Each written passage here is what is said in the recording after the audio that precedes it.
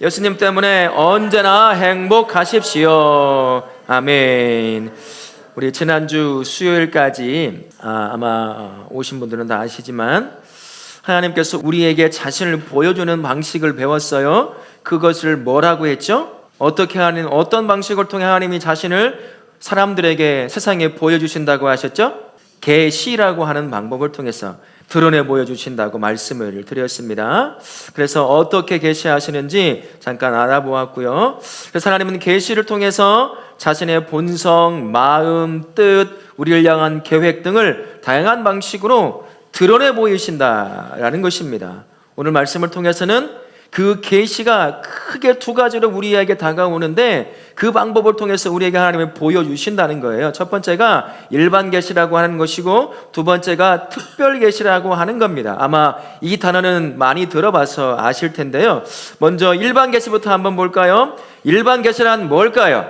같이 한번 읽어볼까요? 시작. 하나님이 모든 인류에게 자연 만물과 일반적인 인류의 삶과 역사를 통하여 자기 자신을 계시하는 것, 그게 일반 계시라고 할 수가 있습니다.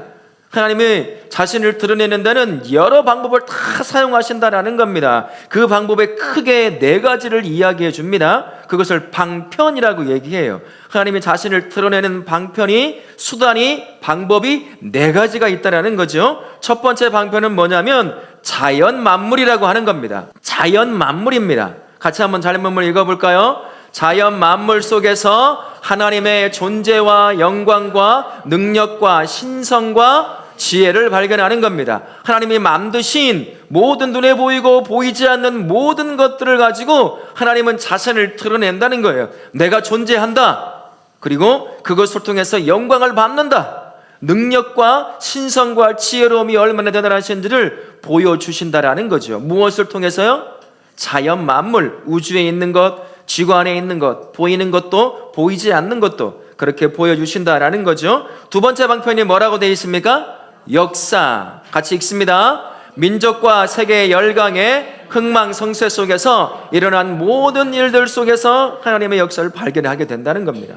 우리가 살아왔던 인류 역사책에 기록된 모든 사건들, 그게 우연을 통해서 이루어진 것이 아니라 그 모든 것을 통해 하나님이 실제 인류의 역사를 이끌어 가신다는 것을 우리가 살아왔던 작은 개인적인 역사뿐만 아니라 인류 전체의 역사를 통해서도 우리에게 가르쳐 주신다는 거죠. 드러내 보이신다는 겁니다. 굵직굵직한 산거를 통해서 인류가 멸망할 그때를 멸망하지 않게 생명의 길로 인도하시는 때도 있었다는 거죠. 우리가 겪었던 1년 전의 사건도 저는 그렇게 봅니다. 하나님이 이 땅을 사랑하셔서 혼란함 가운데 놓이지 않게 하시려고 참 다양한 방법을 통해서 이 땅이 혼란함에서 벗어날 수 있도록 그렇게 했다라는 거죠. 바로 그런 게 하나님이 우리가 살아왔던 개인적인 역사, 큰 역사, 이런 것들을 통해서 하나님 자신을 보여주신다는 거죠. 세 번째 방편은 뭘까요?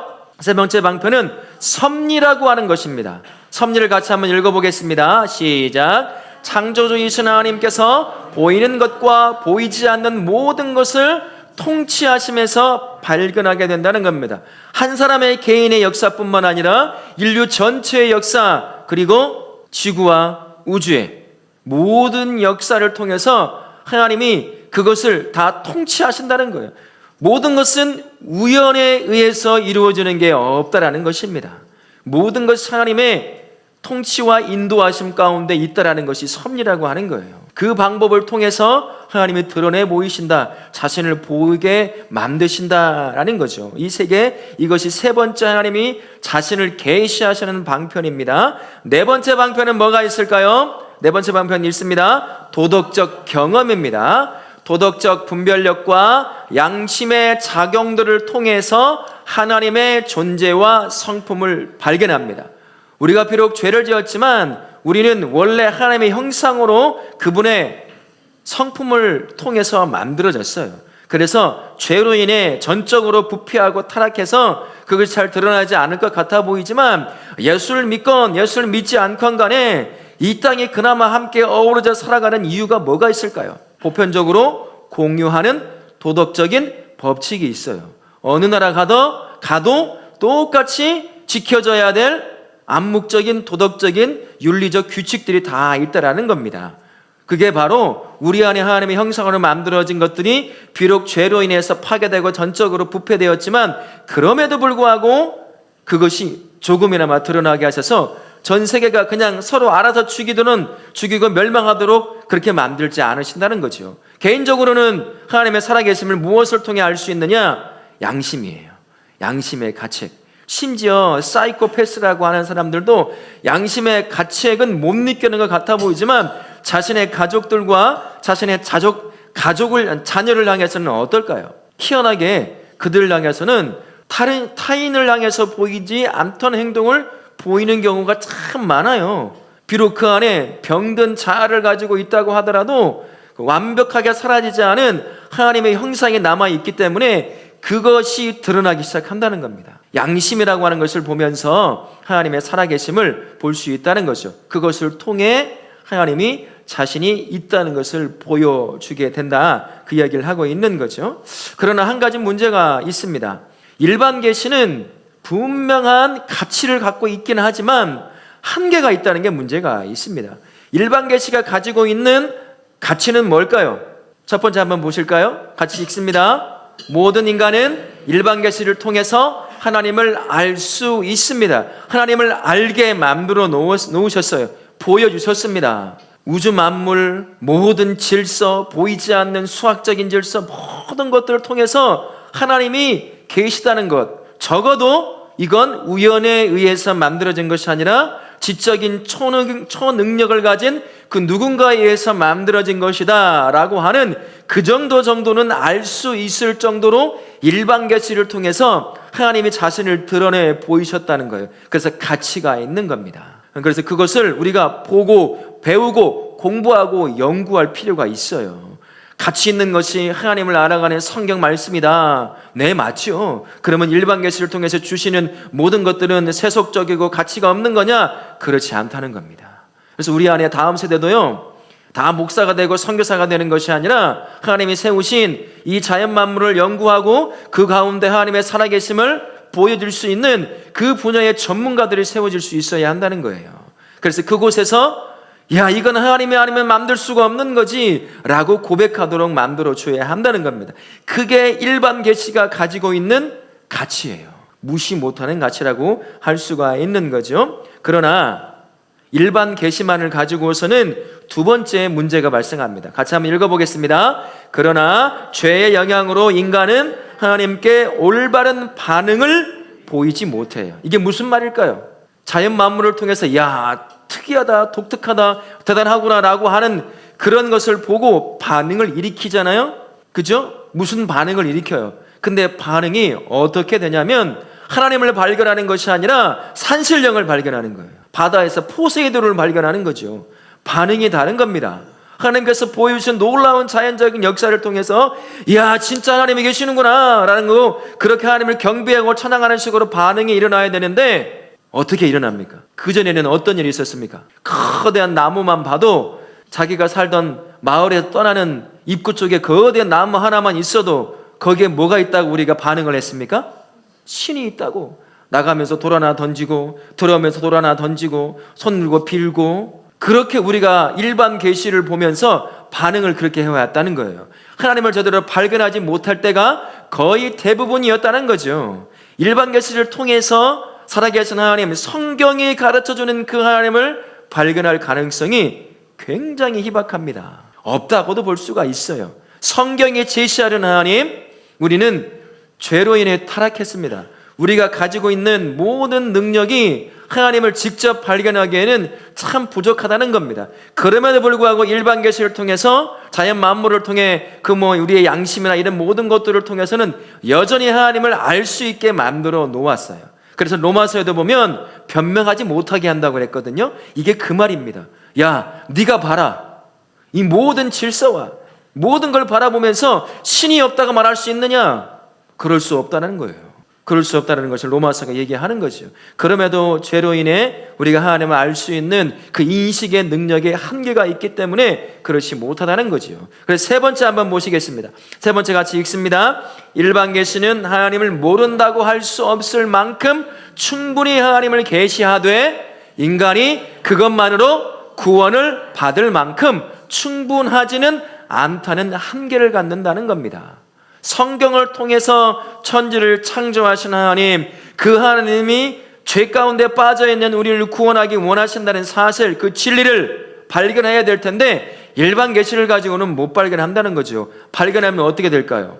하나님을 교회 나오지 않아도 우리가 하나님을 발견하고 믿을 수 있고 구원을 얻을 수 있는 거죠. 그러나 그럴 수는 없다는 겁니다. 우리가 타락을 했기 때문에. 그래도 변함없는 사실 한 가지, 일반 계시를 가치를 두고 얘기한다면 그건 여전히 하나님을 충분히 일반 계시 범위 안에서 하나님을 알 수 있을 만큼 충분히 하나님을 보여주고 있다는 사실은 변함이 없다라는 겁니다. 그러면 죄가 없었을 때 일반 계시만을 가지고도 하나님을 발견할 수 있다는 말일까요? 아닐까요? 발견할 수 있었다는 거예요. 아담이 그걸 보여줍니다. 아담에게는 특별 계시가 필요 없었어요. 그죠? 그는 타락한 존재가 아니었기 때문입니다. 일반 계시를 통해서도 하나님과 직접 교통하고 대화하고 그분의 뜻을 알 수 있었어요. 죄가 들어오면서 전적으로 타락하고 부패하다 보니 일반 계시로 온전히 하나님을 계시해 줘도 죄 때문에 발견하지 못했던 겁니다. 이게 일반 계시가 가지고 있는 극한의 한계라는 거죠. 그래서 하나님께서 특별한 조치를 취할 필요가 있었던 겁니다. 이걸로는 도저히 죄 가운데 빠져서 지옥으로 가고 있는 사람들이 구원을 발견할 수 없었기 때문인 거죠. 그래서 하나님께서 특별한 조치를 취하신 게 뭐라고 할 수 있습니까? 특별 계시. 이걸 다른 말로 하면 특별 은총. 일반 계시도 일반 은총이라고 말할 수 있는 것처럼 특별 계시, 말 그대로 특별한 거예요. 일반적으로 주어지는 것이 아니라 특별한 것이 주어지게 된다는 거죠. 인간이 스스로 자연 계시를 통해서 하나님을 발견하지는 못하니까 하나님이 도저히 안 되겠다 싶어가지고 특별 계시를 허락하신 겁니다. 여러분, 특별 계시가 뭔지 같이 한번 볼까요? 같이 읽습니다. 시작. 특정한 시대, 특정한 대상에게 하나님으로 특히 예수 그리스도를 통한 하나님의 구속 계획을 밝히 보여주는 것, 이것이 특별 계시라고 할 수 있습니다. 여러분, 특별 계시하면 떠오르는 단어가 있죠? 뭔가요? 뭐죠? 특별 계시? 특별 계시 다른 말로 바꾸면 뭐예요? 성경이라고 알고 있죠. 맞아요, 성경입니다. 그러나 우리는 지금 교리와 관련되는 걸 알기 때문에 특별 계시를 좀 더 넓은 범위에서 볼 수 있어야 합니다. 특별 계시라고 하는 게 성경은 맞아요. 그러나 성경이 주어지지 않았을 때가 있다는 거예요. 아브라함이 성경을 가지고 있었을까요? 구약 성경 가지고 있었습니까? 아브라함이? 모세가 가지고 있었나요? 여호수아가 가지고 있었을까요? 없었습니다. 성경이 주어지기 이전의 시대가 있었다는 거예요. 그러면 그때 하나님이 자신을 보여주는 일반 계시 말고 특별한 방법이 그때도 있었다는 겁니다. 뭐가 있을까요? 그게 두 가지인데, 첫 번째가 원계시라고 하는 거예요. 원계시에 한번 말씀을 드리면 이런 겁니다. 성경이 있기 전에 주어진 계시, 그게 원계시입니다. 원계시는 세 가지로 통해서 하나님이 자신을 보여주셨는데, 첫 번째 한번 같이 보겠습니다. 앞에 보십시오. 자, 하나님의 나타나심이에요. 하나님이 자신을 적극적으로, 수동적이 아니라 능동적으로 자신을 보여주는 때가 있었어요. 전문 용어로, 어려운 용어로 현현이라고 합니다. 예를 들어서 뭐가 저기 기록되어 있죠? 불에 타지 않는 떨기나무. 하나님이 자신을 직접 인간이 눈으로 보거나 귀로 듣거나 손으로 만지거나 하는 방법을 통해서 하나님의 자신을 드러내 보일 때가 있어요. 자신의 영적인 그 모습을 그대로 보여주면 사람은 죽습니다. 그러니 사람이 가지고 있는 이 물리적인 감각 안에서 자신이 누군지를 볼 수 있도록 보여주는 방식으로, 그게 바로 예를 들어서 조금 전에 말씀드린 것처럼 타지 않는 떨기나무와 같은 것들, 이런 것들을 통해서 하나님이 자신이 있다는 사실을 보여주는 거지요. 광야 시대에는 무엇을 통해 하나님의 계심을 보여줬을까요?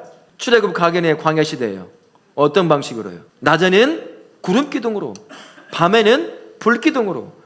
저 민족은 희한한 신이 지키고 인도하고 있구나라는 것을 자신의 백성도 알 뿐만 아니라 이방의 모든 사람들도 볼 수 있게 만들어 놓으신 거예요. 그게 바로 하나님이 자신을 직접 나타나심이라는 거예요. 그러나 그 모습 그대로 보이면 우리는 산다고 했습니까? 죽는다고 했습니까? 우리는 그분의 영광 앞에 견뎌낼 수가 없어요. 죽는 거예요. 그래서 독특한 방식으로 자신을 드러낸다는 거죠. 그게 전문 용어로는, 신학적 용어로는 현현이라는 단어를 쓴다는 거죠. 그렇게 하나님이 성경에 주어지기 전에 특별한 방식으로 자신을 드러내는 첫 번째 방법이 현현이라는 방법이고, 두 번째 방법은 너무나 간단합니다. 보여주세요. 두 번째, 의사 전달입니다. 같이 한번 읽어볼까요? 자신의 생각과 뜻을 다양한 방법으로 전달하십니다. 음성을 통해서, 꿈을 통해서, 선지자들의 예언을 통해서. 아담이 죄를 지키기 전에, 죄를 짓고 난 이후에도 하나님이 아담과 무엇을 통해서 대화를 하셨을까요? 텔레파시를 보냈을까요? 성경은 그렇게 기록하고 있지 않죠. 죄가 있기 전에도 하나님과 아담이 직접 대화를 합니다. 죄를 짓고 난 이후에도 하나님과 아담이 직접 대화를 합니다. 아담아 네가 어디 있느냐? 그러자 나무 사이에 숨은 아담이 뭐라고 말하죠? 두려워서 숨었습니다. 어떤 방법으로 대화했을까요? 아담도 우리와 똑같이 귀와 입을 갖고 있습니다. 그렇다면 그 귀와 입을 통해 들을 수 있고 말할 수 있도록 아마 그 방법을 통해서 말씀하셨을 거예요.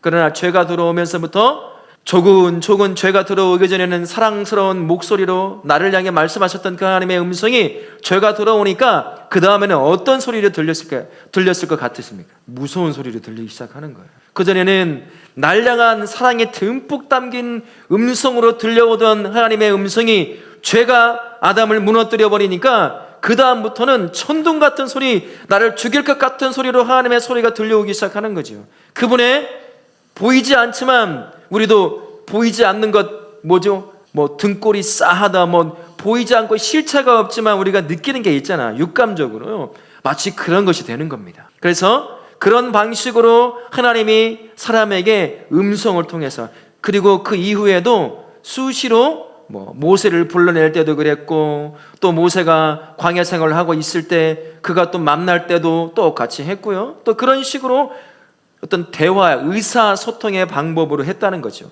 그 중에 하나가 꿈이라고 하는 겁니다. 여러분, 지금도 꿈을 통해서 하나님 우리에게 자신의 특별한 계시를 하실까요? 안 하실까요? 하신다. 내가 자고 있는데 꿈을 꿀 때 한다. 손 한번 들어보세요. 끝났어요. 특별 계시는 그때 끝난 겁니다. 꿈을 통해서 만약에 하나님이 특별한 계시를 우리에게 보여주신다, 그래서 이단이 나오는 거거든요. 특별한 계시는 끝났어요. 성경이 우리에게 주어짐으로 말미암아 끝났습니다. 이걸 오해하시면 안 돼요. 그러면 꿈 가운데 내가 느끼는 게 뭡니까? 꿈이라고 하는 건 1차적으로요, 내가 삶을 통해서 겪는 삶이 꿈을 통해서 표출될 때가 굉장히 많아요. 삶이 힘들고 불안함이 많고 또 여러 가지 어려움을 겪으면 자다가 뭘 꿀까요? 악몽을 꿀 경우가 많아요. 몸도 약해지지, 마음도 좀 그렇지. 그러면 우리는 뭐에 눌린다는 꿈을 꾸죠? 가위에 눌린다는 꿈을 꿔요. 그러면 그건 뭘까요? 날 죽이려고 하는 하나님의 음성으로 들려올까요? 그렇지 않아요. 네가 지금 심리적으로 심히 불안하다는 거예요.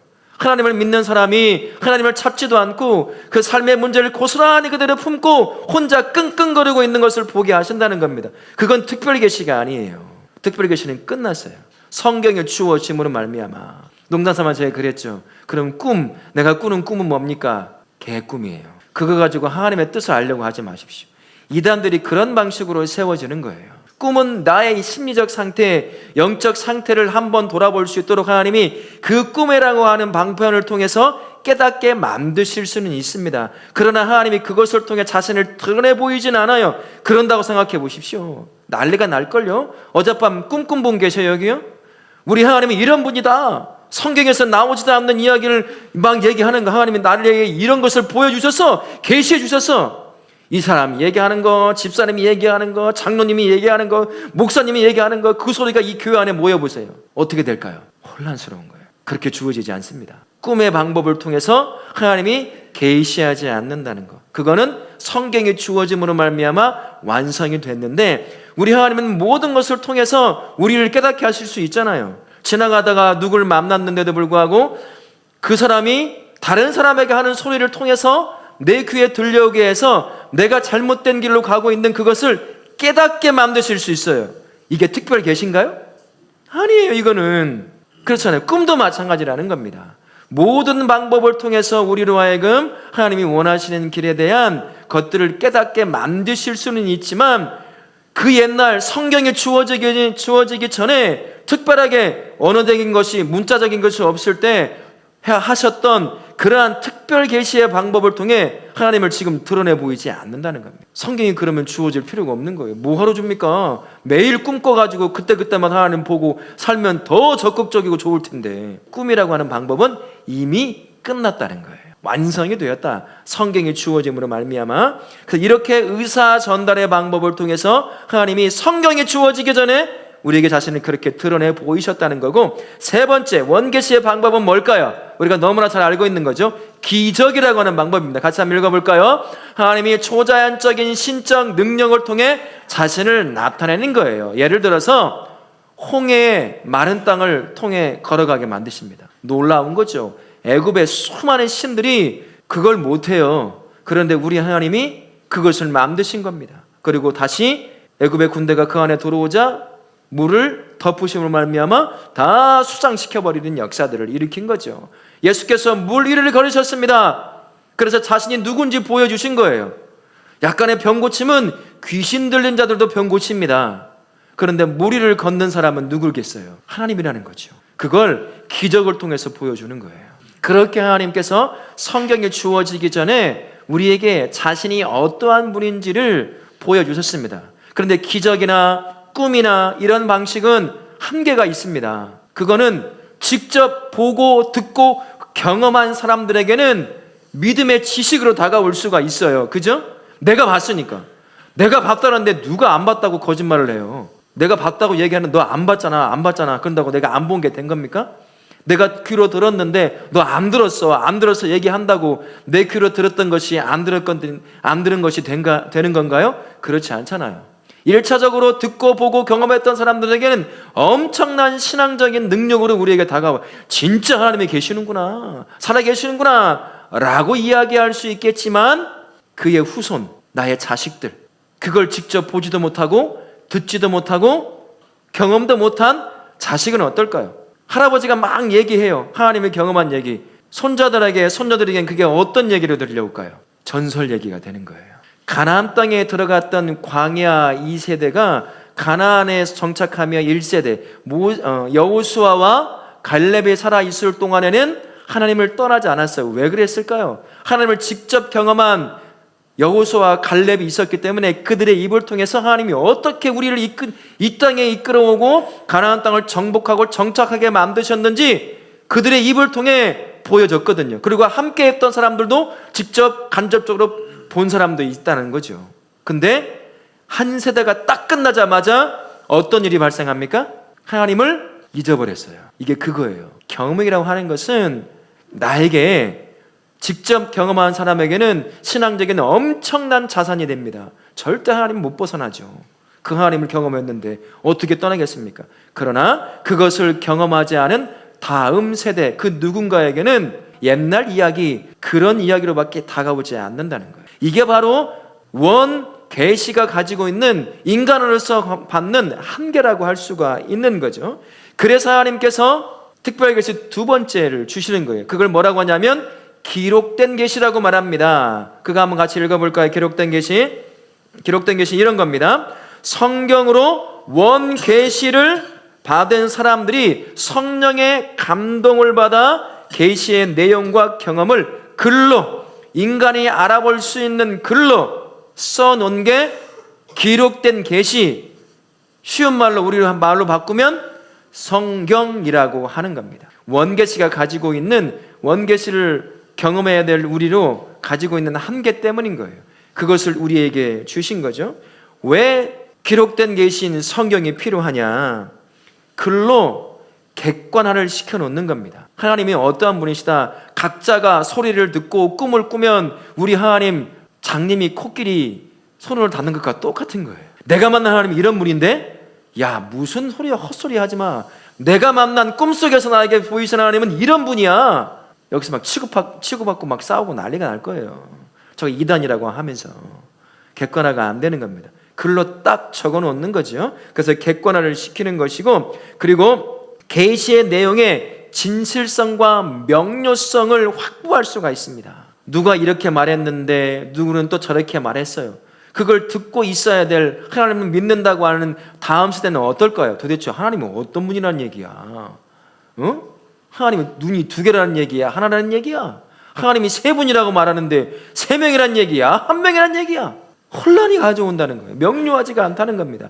물론 성경이 문자로 주어져도 우리가 알 수 있는 범위 안에서만 알기 때문에 때로는 명료하게 다가오지 않는 것도 있습니다. 하지만 우리 수준에서 전능하신 하나님을 알아가는 데는 불편함이 없다는 거예요. 충분하다는 겁니다. 그래서 그런 단점을 보완하기 위해 하나님이 기록된 계시인 성경을 주신 거죠. 그리고 또한 하나님이 어떠한 분이다라고 하는 것을 영구적으로 믿을 수 있도록, 내가 믿었던 하나님을 똑같이 내 다음 세대도 믿어야 될 거 아니겠습니까? 그죠? 저기 동유럽이나 이런 데 가면 예수님이, 하나님이 희한하게 변화되어 있는 거 여러분 아셔요? 필리핀 가보셨습니까? 필리핀에는 500년이 넘는 성당이 있어요. 제가 지금도 봤어요. 흑인 예수가 있어요. 흑인 예수, 이건 아니잖아요. 그죠? 흑인 예수가 있어요. 하나님이 바뀌는 거야. 가톨릭은 이전부터, 지금은 달라졌지만 성경을 접근할 수 있는 사람들이 정해져 있었습니다. 누구만 정해져 있었을까요? 사제들. 그리고 사제들도 성경을 못 읽는 사람도 많았어요. 왜 그러냐면 자신의 본국어로 쓰여져 있는 것이 아니라 라틴어로 쓰여져 있었습니다. 자기가 외워서 뭔 말을 해요. 근데 그게 어떤 의미인지도 모르고 그냥 어떻게 하다 보니 사제 서품을 받아가지고 그냥 거기서 외운 걸 그냥 암송하듯이 얘기하고 있는 거예요. 그러니 일반적인 모든 성도들은 어떻습니까? 성경을 몰라요. 루터가 성경을, 라틴어로 된 성경을 독일어로 번역하기 전까지는 그런 일이 발생했습니다. 그러니 하나님을 알아가는 방법에 한계가 있는 거예요. 그러니 각자가 다양한 방법으로, 국가가 떨어져 있으면 산과 들로 이런 것들로 가려져 있는 그러한 나라, 다른 나라라고 한다면 마치 흑인 예수가 있고 여자 예수가 있고 막 이런 것이 생기기 시작한다는 거예요. 그래, 얼마나 혼란스럽습니까? 그래서 다음 세대가 믿기에 이거 도대체 예수는 어떤 분이라는 얘기야? 흑인이라는 얘기야? 동양인이라는 얘기야? 이런 혼란함을 없애기 위해서 영구적으로 기록된 계시인 성경을 우리에게 주신 겁니다. 이런 모든 원 계시가 갖고 있는, 그것을 받아야 될 우리에게 가지고 있는 한계 때문에 이 성경이 우리에게 그렇게 주어지게 된 거죠. 그러면 특별 계시는 가지고 있는 내용이 또 뭘까? 여기서 특별 계시는 두 가지라고 제가 말씀을 드렸습니다. 우리는 일반적으로 그냥 교회에서 알고 배울 때는 특별 계시 성경만 알면 되지만 특별 계시는 두 가지가 있다고 그랬어요. 성경 이전에 뭐가 있다고요? 원계시. 성경이 문자적으로 기록된 성경이 주어지기 이전에 하나님의 자신을 드러냈던 방법을, 원계시, 어려운 말이에요. 그냥 원래 있었던 거 뭐 이런 뜻인가 봐요. 그러니까 그 방법이 있었는데 뭐 말, 기적, 뭐 양심, 뭐 이런 것들을 통해서 뭐 보여주셨는데 그것이 아니라 이제 그것과 합해서 특별계시는 성경도 동시에 우리는 이제 볼 수 있어야 한다는 거예요. 그러나 지금은 특별계시는 이제 성경만 떡하니 우리에게 주어져 있는 거죠. 남겨져 있는 거라는 것만 또 기억하면 되시고요. 그래서 그러면 이 특별계시, 원계시와 성경 기록된 계시가 가지고 있는 내용이 뭐냐?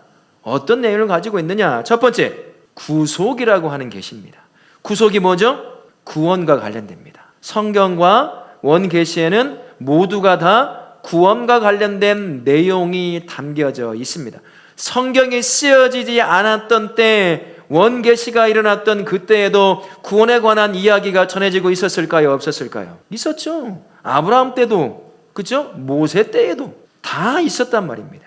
그래서 특별계시의 첫 번째 내용은 구원에 관한 내용이 담겨져 있었던 거죠. 구원의 하나님이 이루신 구원의 계획에 대한 지식, 예수님 안에서 하나님과 화목된다는 지식, 이런 모든 구원과 관련된 지식들이 다 그 안에 기록되어 또는 전해지게 되었다는 거죠. 두 번째, 특별계시는 언어 계시이자 사실 계시다라고 말할 수 있습니다. 하나님께서 언어를 통해서 말씀하셨고 또 성경이 쓰여질 때는 언어적인 글자를 통해서 자신을 계시하신 것이기 때문에 그런 것이고, 또 하나님이 직접 역사하신 사실을 보게 하시고 경험하게 하시고 또 때는 글로써 알려주었기 때문에 언어 계시이자 사실 계시다라고 말하는 거죠. 사실 계시, 언어 계시를 예를 들어 뭘 얘기할 수 있을까요? 선지자들이 말했던 율법도 그러한 계시일 수 있겠고, 또 사복음서도 마찬가지고요. 언어와 관련돼서 직접적으로 얘기한다면 사복음서, 그리고 바울을 통해서 쓰여진 서신서, 그때로 말한다면 그건 다른 게 아니었습니다. 그때는 이걸 성경이라고 보기는 좀 어려웠을 거예요. 그때는 편지였어요. 그래서 서신서라고 하는 것입니다. 시간이 흐르면서 하나님께서 성령님을 통하여 이제 이것을 정경화시키는 작업을 가졌어요. 한 묶음으로 성경으로 주는 그 과정을 통해서 우리에게 성경으로 가져온 거지, 처음 바울이 썼을 때는 내가 성경 써야지 그렇게 쓰지는 않았다는 겁니다. 성령의 감동을 통해 쓰기는 했지만 그때는 그냥 성령께서 한 교회를 향하여, 한 성도를 향하여 전하고 싶은 말씀이 있었을 거 아니에요? 그것들을 쓰게 하신 거예요. 그렇게 그런 것들을 통해 언어적 계시를 통해서 하나님이 보여주신 것이, 그게 바로 특별 계시 안에 포함하고 있는 내용이라고 할 수 있는 겁니다. 그러면 세 번째 특별 계시는 어떤 걸까요? 역사적 계시라고 할 수가 있습니다. 원계시가 있을 때는요, 구원에 관한, 예수님에 관한 그것이 확연하게 보였을까요? 안 보였을까요? 여러분 성경, 구약 성경 보세요. 예수님이 이 안에 기록되어 있다는데 목사님이 거짓말하나? 아무리 읽어봐도 예수님 안 보이는데 보여지나요? 창세기 보고 예수님을 볼 수 있어요? 예수님의 예자도 잘 안 나오잖아요. 보여지지 않아요. 처음에는 인간이 보기에, 인식하고 깨닫기에는 확연하게 보이지 않아요. 그러나 인류의 역사가 흐르면서 조금씩 그 예수 그리스도의 역사하심이 좀 더 확연하게 보여지기 시작을 합니다. 처음 창세기에서는 예수님을 어떻게 발견해요? 그러나 시대적 흐름을 통해서 성경을 봐가며 성경을 역사 선호를 딱 연결해서 보면 그때부터 나오기 시작하고, 아브라함이 선택되고 이삭이 선택되고 다윗까지 선택이 되면서 이제 그 계보가 연결되는 것이 시간이 흐르면서 분명하고 뚜렷하게 드러나기 시작하죠. 그러다가 세례 요한과 함께 예수님이 확연하게 마치 꽃이 피듯이 확연하게 예수 그리스도의 구원의 역사가 확 피어난다는 거예요. 그래서 역사적, 시간적 흐름을 통해서 하나님이 자신을 이 문자화된 것을 확연하게 보여주었다. 그래서 역사적 계시다. 특별히 계시는 그렇게도 볼 수가 있다라고 이야기하는 거죠. 이만큼 따라왔는데 이해가 되셨죠? 되셨습니까? 잊어버려도 괜찮아요. 다음 시간에 또 복습 한번 하면 되니까요. 자, 이제 정리를 한번 해보겠습니다. 일반 계시와 특별 계시가 있다고 그랬어요. 이 둘은 무엇이 더 좋고 무엇이 더 나쁘다, 그렇게 말할 수 있을까요? 그렇게 말할 수 없습니다. 하나님이 충분히 자신을 알 수 있도록 일반 계시를 통해서도 드러내 보였습니다. 그러나 일반 계시를 통해 하나님을 알아봐야 될 인간이 문제인 거죠. 왜요? 왜 우리가 못 알아볼까요? 이 자연만물을 보면서 성경을 통해 하나님을 만나지 않았으면 하나님이 계신 걸 우리가 몰랐잖아요. 왜 몰랐을까요? 우리가 죄로 타락했기 때문이에요.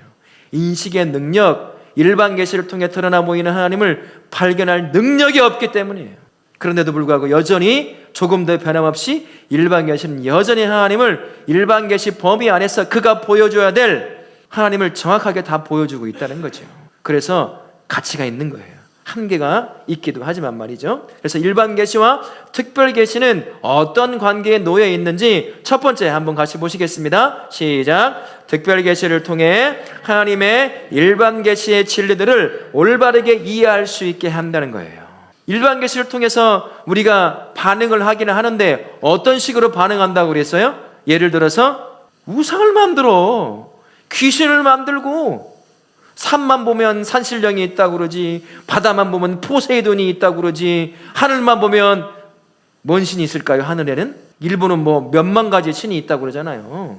그러니까 하나님 일반 계시를 통해 자신을 보여주는데 그것을 발견해야 될 인간이 죄돼가지고 제대로 못 발견하니까 이상한 것들을 발견하기 시작해요. 그런데 성경을 딱 보니까, 성경을 통해 딱 일반 계시를 보니까 아하! 하나님이 더 확연하게 보이는 거예요. 그렇지. 이게 우연히 되는 게 아니지. 어디 저 나무에 무슨 신이 있어. 하나님의 창조물일 뿐인 거지. 이렇게 하나님을 알기 시작한다는 거예요. 그래서 일반 계시를 통해 계시된 하나님을 정확하게 알 수 있는 그 방법은 무엇을 통해서 알 수 있다는 거죠? 특별 계시인 하나님의 말씀을 통해서 알아갈 수 있다는 겁니다. 두 번째 같이 한번 읽어보겠습니다.